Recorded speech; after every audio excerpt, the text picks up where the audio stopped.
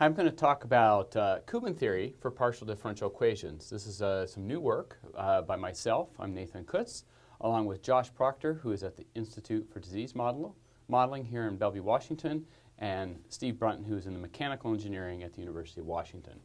And so we're interested in this idea of Koopman theory, and we're especially interested in how this might be applied to PDEs and general PDEs, and how we can start thinking about model reduction in this framework.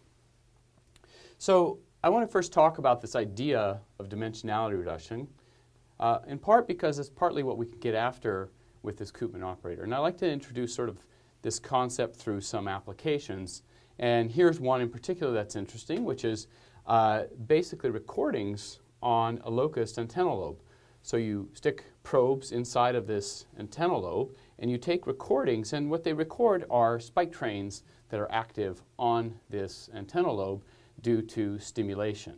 Now, normally what you see here is just voltage activity, where when you get a spike of activity, these are the little dashed lines, and so it looks like a jumble, a mess of things.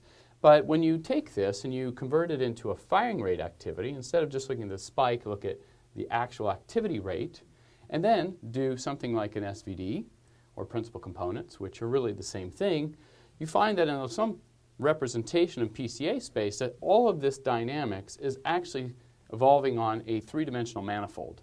So in this experiment, you start at this fixed point, and then as you apply an odor, it goes along some trajectory, actually right around here to this point. You turn it off, it comes back to here. And so it seems like this very high dimensional system is embedded in some very low dimensional subspace.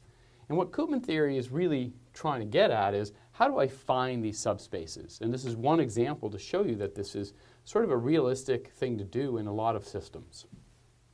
Some other examples that we often think about are here we have this kind of dimensionality reduction, or patterns that form in systems that are low dimensional in a variety of areas, including here this is an optical system where you see a localization of light. Here are some turbulent flow fields. This is from Bernd Nowak's group. We also have over here sort of these large-scale structures behind this airplane, climate. This down here is an atomic condensate, which is typically governed by the nonlinear Schrodinger equation, and then some granular media as well. So in all these systems, what you find is that there's some low-dimensional patterns of activity that dominate what presumably looks like a very high-dimensional system. So I'd like to start thinking about how we might handle this and how we typically think about these embeddings before we move into the PDE context of Koopman theory. So I normally think about some nonlinear dynamical system. Here is one example. It has a linear part and a nonlinear part. So the linear part, of course, is easy to work with. It's most of the complication comes from the nonlinearity, and how do we think about handling that nonlinearity. If it was just linear, we could write down a solution analytically and we'd be done. And typically, of course, we have some boundary conditions and initial data to go along with this time evolution. So again, I want to highlight the nonlinearity. That is can be of significant concern for us in what we want to think about. So one of the ways we want to start thinking about framing this dimensionality reduction is in terms of looking at snapshots of the dynamics. And this is something that's been proposed out in the literature for a long time in the proper orthogonal decomposition community, or POD, which is take states of the system, discretize snapshots of them, build a large data matrix X. So this is sampling the dynamics that you are trying to work with. And from sampling that dynamics, you can start thinking about what can I get from something like a singular value decomposition. So you would take your data matrix X, which is presumably very high dimensional, and snapshots are columns of this. And the singular value decomposition would produce for you three matrices, the U, sigma, and V matrix. The sigma matrix here is a diagonal. It tells you what the singular values are, and what you can think about looking at in those singular values is tells you which ones are the most dominant modes or embeddings of this system. The actual modes themselves sit in this U matrix here and are columns of this U matrix. These are called the POD modes. Or if you want to think about it from principal components, it's principal component modes. Carhon-Loven decomposition is also similar here in terms of giving you the modal basis representation of what this dynamics might look like. Now what we typically look at is the singular values first to see how quickly they fall off. And if they fall off fairly sharply, then we can make low-rank projections of our dynamics. So a low-rank truncation would look something like this, where we would look at some dominant set of singular values. Maybe we have 10 singular values that seem to be dominant, maybe 100, depending upon the size of your system, or maybe even just 2. And what we would think about is, I'm going to truncate, and there's some different ways to truncate this. I would recommend the new version of truncation that Gavish and Donahoe have put forth in 2016 for a hard threshold. And then we truncate this and keep the associated modes with this. These are called the POD modes, and we can put these in a matrix phi of r. And this is my low-dimensional manifold, or the subspace, where all the dynamics is now going to be projected onto. So the way that we think about this is typically in a reduced order modeling community, we want to think about doing a Galerkin projection onto this modal basis. So my dynamical system U will be projected into that space through this approximation here. So I'm going to take my basis set, and I'm going to basically determine the weighting of these. They're going to be time-dependent weightings, and the evolution of the A coefficient is going to tell me about the dynamics of the system that originally was a large-scale PDE, and now I'm reduced it down maybe to some low-dimensional manifolds on some low-rank dynamics. One important thing is that the columns phi of r are orthogonal. So you have this property here, so that when you take an inner product between these matrices, you get the identity. That's important because this is what's going to allow us to make this projection, Galerkin projection, happen. So we're going to take this form of an expansion, throw it into our original PDE, and get out some set of equations. And when we do that and use orthogonality, here's what we find. Here is our reduced order model. We've traded a very high-dimensional system for a very low-dimensional system where the evolution on this system is given by the coefficients A of t. So this can be a vector. Each component of that vector tells me how I'm evolving in these subspaces phi 1, phi 2, phi 3, which are the columns of this matrix here. Okay? And so this is governed by the PDE. This projection tells me how to write it down as an ODE. And of course, this term here is fairly simple to handle. It's a linear term. In fact, I can pre-compute this ahead of time because L here is a linear operator that I can basically compute this product of 3 matrices up front, and then I can use them from then on out. But the problem comes with the nonlinearity. And this is what makes model reduction a field of research, an active field of research, because this is a difficult problem. And so one possibility is to think about working with that full nonlinear system. Another avenue to approach with this, though, comes back to the idea of Bernard Koopman and what's known as Koopman theory. So Koopman in 31 started off by defining this idea of a Koopman operator. And here's the definition. For the idea is that you take a finite dimensional nonlinear differential equation, or you can also make this just a discrete time step in forward in time for some kind of discrete dynamical system. And so the idea is that this thing here is involving on some manifold. Let's call it M. And the idea is that I can define a Koopman operator, which is an infinite dimensional operator, acting on some observables of this function x. And in this Koopman operator acts on the correct observables, then what I can define this as is that this is a linear mapping. So how this evolves forward in time, 1 delta t, is equivalent to what a linear operator k here does for this operator. Okay, so this was all the way back from Koopman in 1931. And one of the difficulties at that time was that Koopman did not have a computer to compute these kind of things. More than that, this still remains a very active area of research, which is how do you define this operator? How do you find these observables, G? It's one thing to abstract it and say that this object exists, in particular the idea that I can turn a finite dimensional nonlinear dynamical system into an infinite dimensional linear dynamical system. So it's a beautiful abstraction, but I have to define the right variables to do this with. And there's not a map for doing this. There's not a roadmap for how we might be able to do this. So part of what we want to discuss is how we might do this in practice for some PDE examples that will come up as we go here. So, all right, so how we might make progress on this. So our goal now is to move to this framework where we're going to try to define some kind of mapping of the dynamics, much like Koopman. So we have some generic high-dimensional differential equation with some initial data and some measurements. This is our basic context of what we want to start thinking about. And what we're going to do with this is we're going to try to approximate that dynamical system. In particular, we're going to try to approximate it essentially with some linear dynamical system. So x tilde is going to be the approximation to the original variable x, the original vector x. And you notice that the A matrix is giving me all the information. It's going to be the linear dynamical projection, essentially, or the dynamics that's going to occur. Even though it's a fully nonlinear system, I'm going to approximate that with matrix A. Now, the nice properties that we have for this linear differential equation is that I have an exact solution and representation of that solution. It's right here. This is the one differential equation we can always solve, which is linear. And here it is. You do an expansion in terms of the eigenfunctions and eigenvalues of that operator A.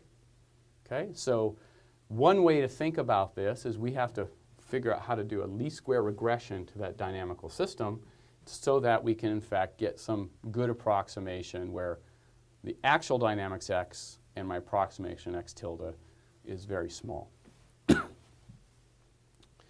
So one way to get at this is through what's called the dynamic mode decomposition. This is an emerging data-driven technique where you can take data alone and try to build that matrix A. Remember, the key to this whole thing is to try to figure out how to approximate the full nonlinear dynamics by some linear dynamical system.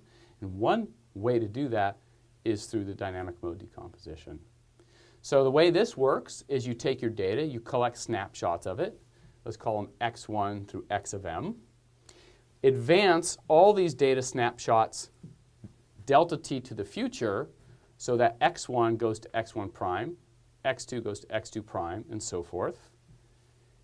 And then what I'm looking for is an operator A that takes me from x to x prime. So I want to take this x, multiply by A, get to x prime. That operator A, in a least square sense, is given by the following. A of x is equal to x prime x pseudo-inverse, where this is the more Penrose pseudo-inverse. So it's basically a least square algorithm for producing this. So this gives me, in fact, an approximation, or what's called the dynamic mode decomposition, of the dynamics. The fully nonlinear dynamics now gets projected onto a linear dynamical system. The connection between Koopman and the dynamic mode decomposition was really made through seminal work contributions by Peter Schmidt, who first defined the dynamic mode decomposition, and shortly thereafter Igor Mesic and Clancy Rowley, who developed this connection between the DMD and the fact that the DMD was essentially execution of this Koopman idea where the observable G was in fact just the state space itself. Okay? And so that was a really fundamental result and has been driving the field forward since, because it was a very important connection to make on how to do these approximations to dynamical systems.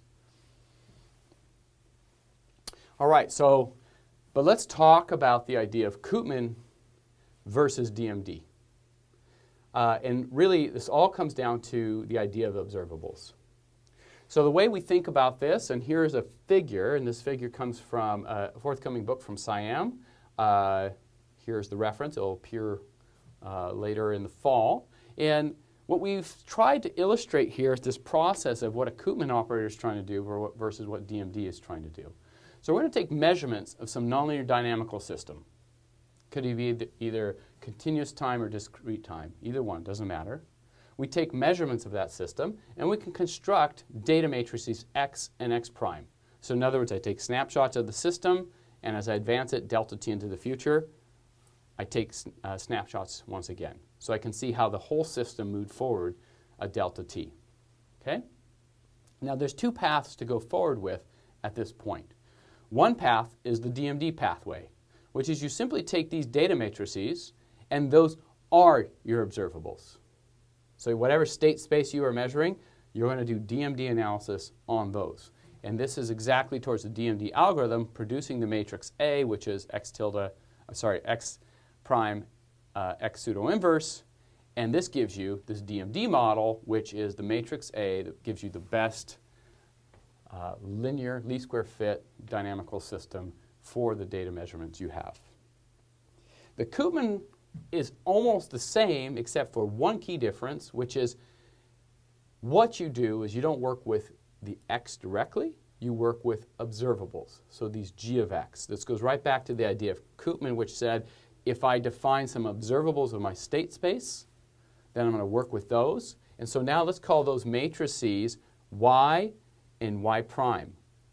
So the columns over y are these g of x's. So I take some nonlinear observables or some collection of observables. I make very large vectors out of these, of all these observables can be nonlinear, and I put these in the columns of y.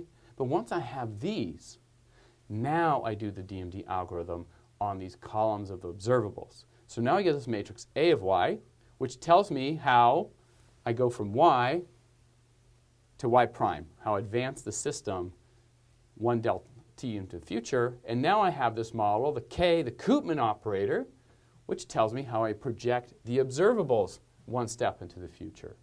Now, if I've defined the right observables, even though I've effectively, in some sense, linearized the system. Okay? But again, the trick is, how do I define these correct observables? So that's what we want to talk about. So this is the mapping that we want to think about. Now, the nice thing about linear operators is that we know a lot about them and how to solve things with them. So the thing is, if we can find this Koopman operator, we can basically use eigenfunction expansion to get the solution out exactly. So if we think about the Koopman operator in finding Koopman eigenvalues, here, the lambda k, and Koopman eigenfunctions. This is just a spectral decomposition of the operator. The beauty of this is that once I have that, I can do eigenfunction expansions of any other solution I might like.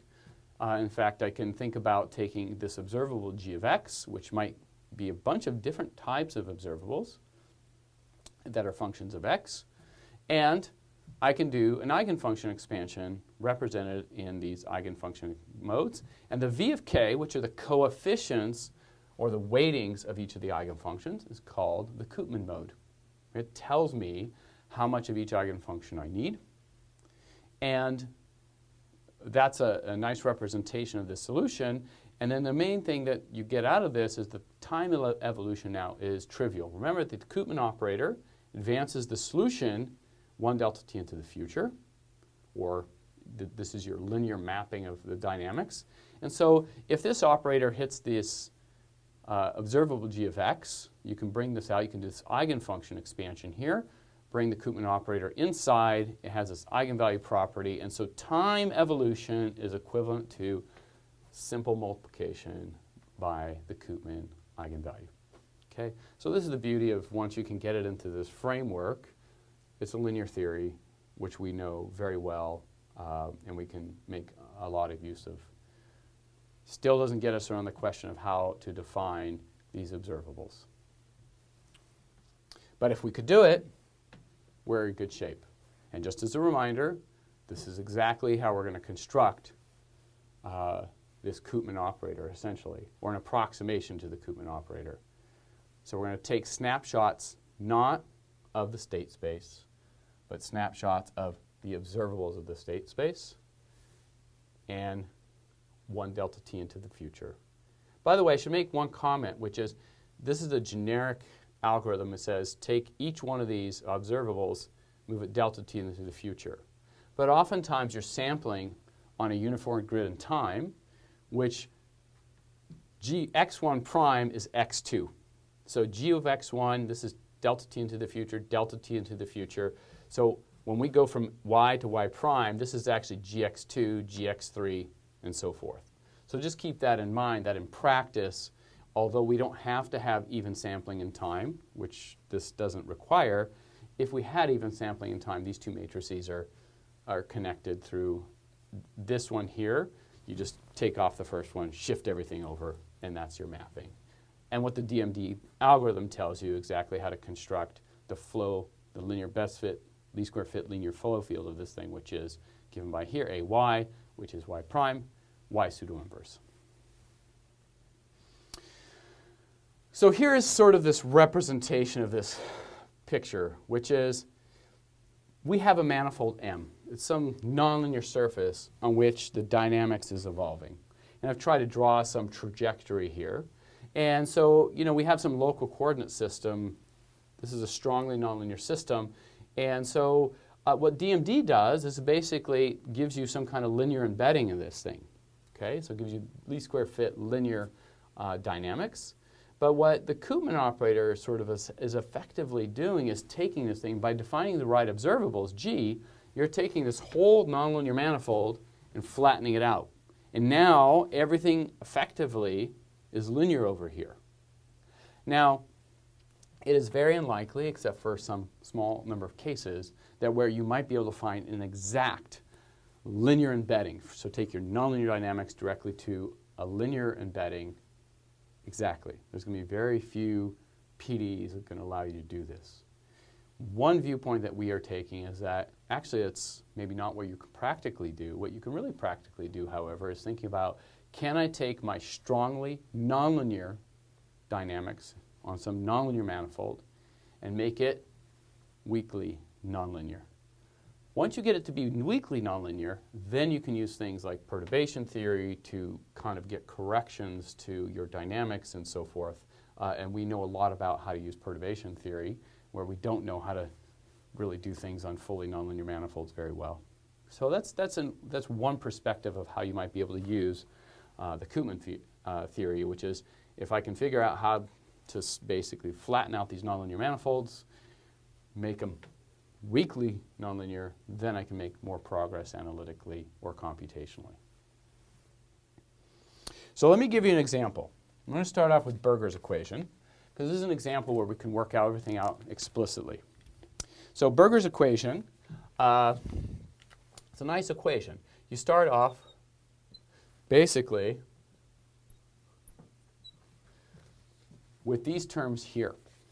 So normally we think about one-way wave equation, but now the speed is dependent upon the solution itself. Now this is a very classic equation, often used to model shock dynamics, because when you start off with some initial condition, essentially what will happen here is with a lump of initial data, you'll get a finite time shock formation in the system and a discontinuity in the solution of this PDE. Now, we typically think if this came from a physical system, of course, we don't see discontinuities in our physical quantities. So one of the reasons people are so interested in this equation is because you can start thinking about prototypical things that might start to help you understand this set of equations. So people have looked at this for a long time and thought about, well, how would I regularize this equation?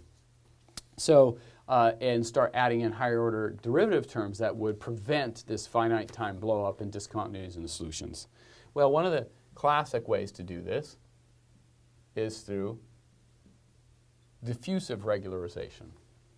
And this is the Berger's equation. So what you've done here is now to a small amount of diffusion. So when this thing starts to form a very sharp gradient, the diffusion kicks in.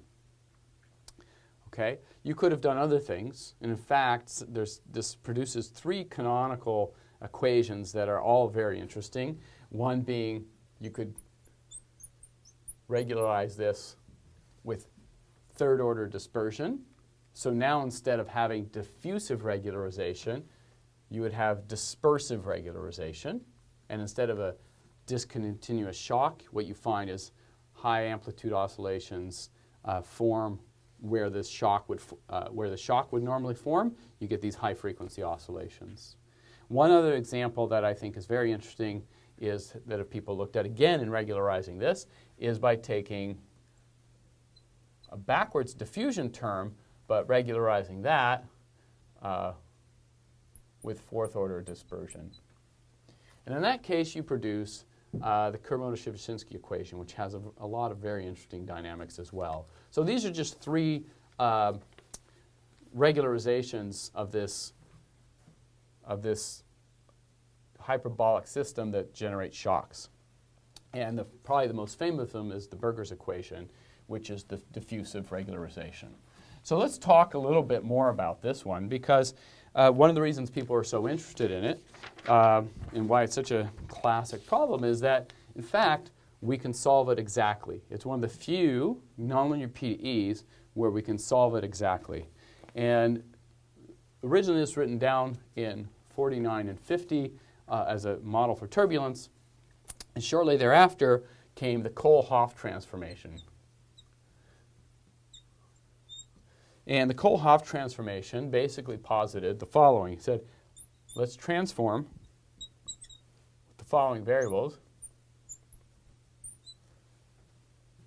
This is your Kohl-Hopf transformation. And in doing this, it's very easy to work out that when you transform from the U system, U coordinates, to V, in the V variables, your evolution is simply linear diffusion. That's a fantastic result because now you can make use of this because that's easy to solve. You're now back to a linear equation. And so right away this starts to look a lot like a Koopman idea. Take a fully nonlinear system. In this case it is infinite dimensional. Define an appropriate mapping to a linear system. So this is what the Kohl-Hopf does. Now, the nice thing about this system is that if you were to take the Fourier transform, then you would find, and this is Fourier transform in space, let's assume that it's on an infinite domain, and you have some nicely behaved initial data. You get first order ODEs for the Fourier coefficients, and so in this variable, your solution is simply and my k squared. Those are the wave numbers. So there you go. So not only do I have the heat equation, but then I can Fourier transform it to a simple ODE, and I have the full solution right here. So how do I get the solution? I take the initial data, I Fourier transform it, multiply it by this kernel here, inverse Fourier transform, and it is done. Okay? So what is this suggestive of? So the nice thing about this is the Berger's equation is very suggestive of the fact that I've basically taken a fully nonlinear system here, strongly nonlinear, and through this transform I can basically write down an exact solution. And in fact the variable that I might want to work with is this V hat. That is my observable variable.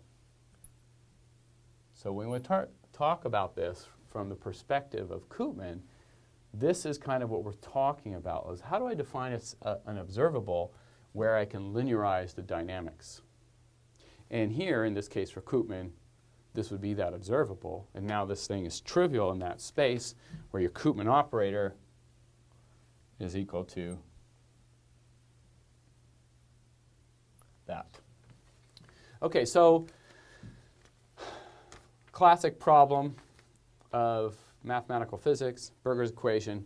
It allows you to write the whole thing down, right? Because we have this Kohl-Hopf transform. This is very rare you can do this. There's very few equations you can do this with. In fact, some others I'll name, nonlinear Schrodinger, KdV, the whole class of completely integrable systems. In this case, you have something like the inverse scattering transform, which allows you to take nonlinear Schrodinger, map it over through this inverse scattering transform, and so essentially solve a linear eigenvalue problem and come back. Same thing with KdV. So in those two cases, you have this machinery of the inverse scattering transform that allows you to do this. In that case, there are integral transforms over as well. So these observables are highly non-trivial. Okay? And in this case, you see that even in this example, this observable that you would start defining here, which is this G of U, which is somehow this transform between U and V, and also through a Fourier transform, is not something that is that simple to find in practice.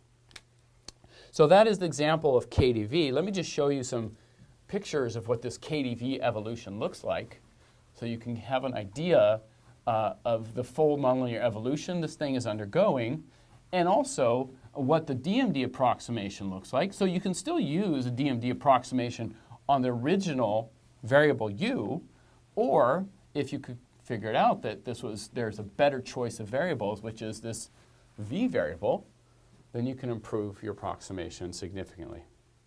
So for instance here, this is the evolution of the Burger's equation. I started off with a Gaussian pulse.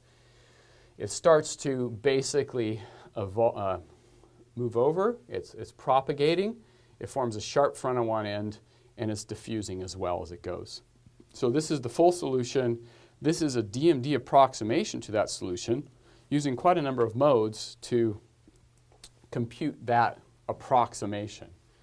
So the DMD, for instance, here it is. If I do the DMD approximation, it tells me that I probably need about 10 to 15 modes to make a reasonable approximation. This is the singular values that I would get when I do the first step of the DMD approximation. Here's what the spectrum of those modes looks like. I have one mode that looks like a background mode. All the other modes are diffusing. And here's what the modes look like. The dominant mode, this most dominant mode, which is sitting here, and which corresponds to that zero eigenvalue, is this structure here, the first one that you see lined up. And so what you see here is these modes come on and off as this thing slides across, and they're diffusing away as a new one comes on, and it creates this, it's able to reconstruct this propagating structure. I need 15 modes to do this, whereas this Koopman operator really just gives me direct access to the solution. I don't need to do any kind of numerical approximation. I have exactly what it does forward in time. Okay? And of course, I'm making use of something we already know very well, which is the Kohl-Hopf transform. And so in that case, I would say I'm using a long history of knowledge around that problem. I'd like to give one more example outside of just thinking about the Burger's equation, which we knew how to do exactly. I'll talk about the nonlinear Schrödinger equation. Again, another canonical model of mathematical physics, fairly easy to simulate, has some nice dynamics we can think about that have been well studied. And in particular here, I'm simulating the two soliton solution. So the initial condition to this is 2 times hyperbolic secant. And here's the simulation of the system. You can see it's got a nice periodic breathing dynamics. And what I can start thinking about doing is doing these DMD reconstructions. And remember, the DMD is the algorithmic vehicle that we use to compute the Koopman operator given some set of observables. So the observable we're going to consider here, for instance, is just that the observable is the state space. G of x is x. This is what DMD theory originally started talking about, is just let's just do this, and that was the connection made by Clancy, Rowley, Igor Mesic, and others, that this was the connection for linear observables. We can connect it back to Koopman theory. So if you do this, take snapshots of this system, do some low-rank truncation, you can see that the DMD does quite a nice job of recapturing the original dynamics. Now, we can work with other observables, and I'm going to give you 2 at the bottom. These are now nonlinear observables, which is what's suggested by Koopman theories, to give me a set of an observable G, which is a function of U. And here, I'm going to give you one, it's G1, which is x mod x squared x. So really the intuition behind this, or inspiration behind it, is that the fact that you see over there the form of the nonlinearity, and I've just put it in as my observable. And you can see here it does also a very nice job reconstructing the original dynamics. And I'm going to show you how well it does in a moment, where we do something a little bit more rigorous than just eyeball metrics. But then I also can take another nonlinear measure, and this highlights something very important. Just because you add observables doesn't mean you get better. In this case, I do x mod x squared. And in this case, my approximation is actually quite poor to the original system. In fact, much worse than just straight up DMD. So the choice of observables is, in fact, everything to make this thing successful. Let me show you this more precisely here. These are these three observables I talked about and showed you dynamics of. The DMD observable, which is just the original state space, the x mod x squared x, and x mod x squared. And here's the spectra that you produce. And in particular, this 2-soliton, all the eigenvalues should be aligned on the imaginary axis, which for this observable, it pretty much is, at least to the naked eye. The DMD is off, and then this one here is quite a bit worse. But I can also then compute the error between the full simulation, which was run with a numerical accuracy around 10 to the minus 6 is what it produced using a standard ODE 4-5 stepper. So I can't be any better than 10 to the minus 6. So I take that numerical solution and compare my approximation using one of these methods to it, and here's what you get. So this is on a log scale. The DMD itself is this solid line right in the middle. So its accuracy, you know, it's on the 0.01 level. This very bad observable is really quite large errors, order 1 errors in approximating this. And we saw that in that picture. But then when you use this very good set of observables, you get something quite remarkable, which is errors down on the order of 10 to the minus 4. Remember that 10 minus 5 minus 6 is in fact where numerical round-off is happening for the full simulation. So we're very close to being able to reproduce exactly the dynamics just by using a very nice observable in my PDE. Okay? So that's the most important concept of this whole thing in Koopman is how do we think about these observables? And of course, in this case here, again, I was able to use expert knowledge of the system, and it was actually very obvious. You didn't have to necessarily be an expert. You saw what the nonlinearity was. Let's construct an observable from it. And what it seems to do is it seems to do exactly what we want. It produces a very nice approximation by taking this strongly nonlinear manifold and flattening it out into some kind of weakly nonlinear manifold where this approximation holds remarkably well. Now, there are other things you could think about doing. There's a whole growing domain of kernel methods out of machine learning, which is, well, why stop at mod u squared u? Why not mod u squared 4 to the u? Why mod u squared 5? And in fact, just add a bunch of observables in there. Make an entire database of observables. Now, there's two problems with this. One is these observables get to be extremely large. So at the end of the day, to project it down into the low-dimensional embedding, you have to do an SVD. And if you just add observables, this gets very large. So there's a computational issue there. And this happens always in sort of data analysis where you have very large data sets that scale to very large sizes. So people have come up with what are called kernel methods, which is, if I want to really sort of embed all these high-dimensional subspaces, then I can do, instead of looking at t squared, t fourth, and all these polynomial powers, for instance, or different powers, I can do things like this. Look at, for instance, what's called the radial basis functions, where you look at differences between these x and x prime, which are your different data sets. And what's nice about this is, in fact, this has a Taylor series expansion, and this very simple representation captures the entire infinite series representation, giving you a nice way to effectively project onto these higher dimensional spaces with something very simple. Other kernels you might use are polynomial kernels, such as this one here, which is up to 20th degree polynomials. Here I took the absolute value of these kernels. Why? Partly motivated by the fact that what we saw in the NLS is not the function itself, but the absolute value, or even something like this. So these are just different choices. You could come up with lots of kernels, and each of these kernels would have parameters that you would have to use to figure out how these things might fit. So for instance, I could put a parameter here in front of these two terms with b, maybe a b here, coefficient here. So these are just 4 classes of kernels what we might be able to do. What it does for you is it expands your observability space. Now, is this a good idea? I just showed you the NLS example where if I use the wrong observable, I do very poorly. And if I pick the right observable, I do exceptionally well. And here, I'm going to show you the results with just using those 4 kernels straight out of the box. And this is the spectra that each of these kernels produces, from the radial basis functions to the polynomials to the other 2 that I produced for you there. And it's compared against the spectra that was produced with my very good observables, which is u mod u squared u. That gave me the best that I came up with just by eye. And you can see what happens when I use these kernels. I get vastly different results. I mean, these are not just small differences. These eigenvalues are out at 2,000. This one's just, and they're all completely different from each other.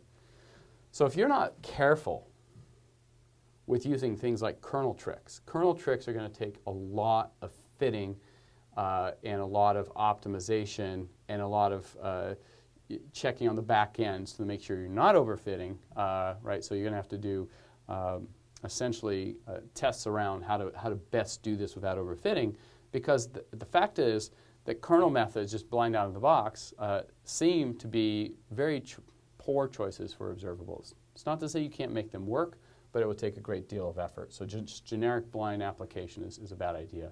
What seems to work best, at least for these examples, is some knowledge of what you might put in. And that knowledge is sitting there sometimes announcing itself to you through the form of the nonlinearity of your PDE. And then you can, again, not necessarily completely linearize, but you can take strongly nonlinear to weakly nonlinear. Final thoughts. So the method here, or the things we've talked about, are applying this Koopman theory to PDEs. A couple of canonical examples that we discussed. And I guess the highlight of all this is that it's all about the observables. If you choose good observables, you're in good shape. If you choose bad observables, things can go much worse than just using straight DMD theory. Okay? The nice thing is DMD algorithm is still applicable, still a fantastic way to actually go about computing these things. So we have it, it's now mature, but now you're doing DMD on the observables instead of the state function itself. Okay? Our goal is to put all the dynamics on some kind of linear manifold, right? So that's it. Linear dynamics on some weakly nonlinear manifold or exactly linear manifold. And once we're on that manifold, which is linear, we can do simple things like eigenfunction expansions. The only thing I'd mention here is, this is important, when you define your observables to be working with, the one thing about, for instance, the nonlinear Schrodinger example, I not only define u as an observable, but mod u squared u. Now what that allows me to do is, in my observable is my state space. So once I get my evolution, I can very easily get back to my original state space because it was defined as one of my observables. If I would have just done mod u squared u as my observable, I would get some dynamics on this nonlinear manifold. The question is, how do I come back? Now I have to make some choices because it may not be a unique way back out. Okay? So you have to make sure that to think about this is that you can get yourself back out from this system. Okay? And again, part of the ideas here is really integrating some ideas from machine learning, in particular manifold learning techniques, and thinking about taking nonlinear manifolds where data exists, and for us, our dynamics exist, and how do we start thinking about methods that allow you to get access to this and linearize these so we can make better predictions, better dynamical assessments of the system in general. Thank you very much.